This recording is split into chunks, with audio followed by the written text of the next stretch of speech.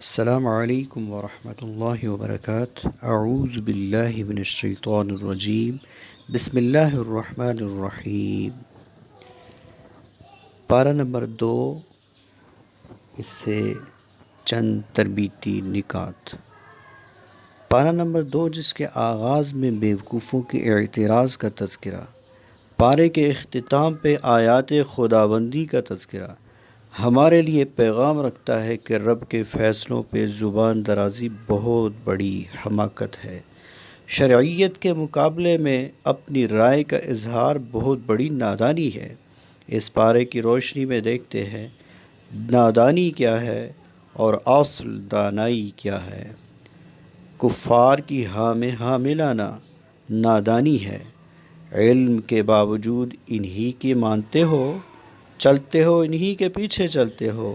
انک اذا لمن الظالمین، لکھے جاؤ گے، ظالموں میں سے لکھے جاؤ گے۔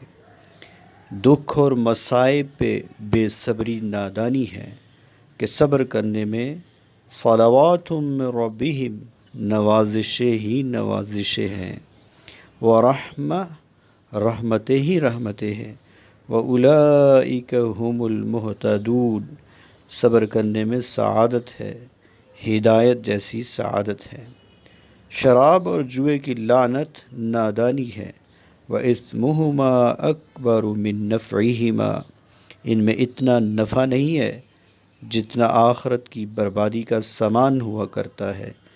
ان اللہ قد بعث لکم طالوت ملکا، طالوت کا تذکرہ کرتے ہوئے پیغام دیا۔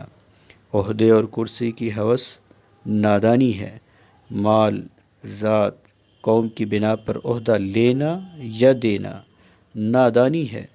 عہدے اور منصب کے لائق ہوتے ہیں اہل تقوی اور اہل علم ہوتے ہیں۔ آئیے دیکھیے دانائی کیا ہے۔ وَلِكُلٍّ وِجْهَةٌ هُوَ مُوَلِّيهَا، قبلہ تو محض سمت کا نام ہے۔ اصل دانائی یہ ہے کہ آپ اپنی چاہت، اپنی فکر کا قبلہ درست فرما لیں۔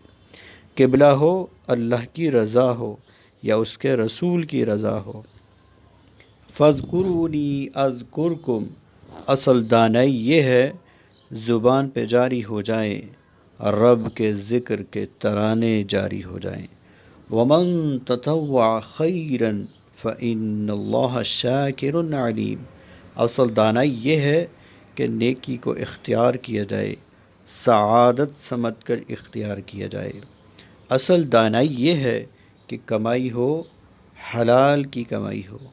وَلَا تَأْكُلُوا أَمْوَالَكُمْ بَيْنَكُمْ بِالْبَاطِلِ، یہ کمائی ہو نہ دھوکے کے ساتھ، وَتُدْلُوا بِهَا إِلَى الْحُكَّامِ، نہ ظالموں کی پشت پناہی کے ساتھ کمائی ہو، خون پسینے کی کمائی ہو۔ اصل دانائی یہ ہے انسان کا کھانا ہو حلال کا کھانا ہو۔ کلوا مما فی الارض حلالا طیبا، کھاؤ تو حلال کھاؤ۔ کلوا من طیبات ما رزقناکم، کھاؤ تو پاکیزہ کھاؤ۔ ولیکن البر من آمن باللہ، اصل دانائی اور نیکی کیا ہے؟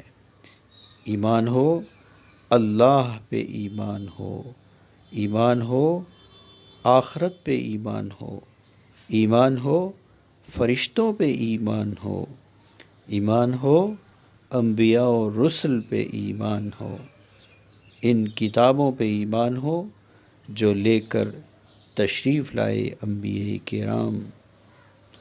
اس ایمان کے زندہ ہونے کی علامت یہ ہے کہ بندہ ان تقاضوں کے تحت اپنے آپ کو ڈھال لے اور مال خرچ کیا جائے قریبی رشتہ داروں پہ، یتیموں اور مسکینوں پہ، نماز کی پابندی، زکوٰۃ کی ادائیگی ہی اصل دانائی ہے۔ واللہ یعلم وانتم لا تعلمون، اصل دانائی یہ ہے اپنی پسند بنا لو، اللہ کی پسند کو اپنی پسند بنا لو۔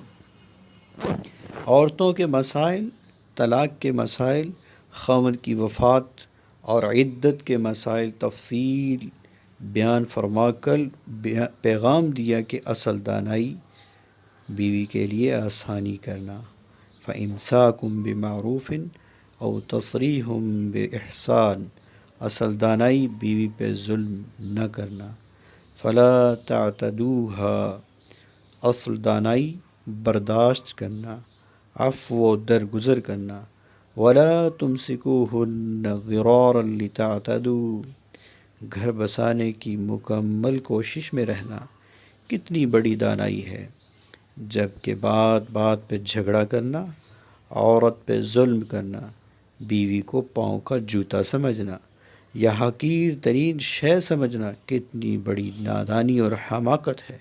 میری اللہ ذوالجلال سے دعا ہے خالق و مالک مجھے اور آپ کو ان کاموں کی توفیق عطا فرمائے جو بصیرت و عقل مندی کی علامت ہو، ان کاموں سے محفوظ فرمائے جو جہالت اور رب کی نافرمانی کا ذریعہ ہوں۔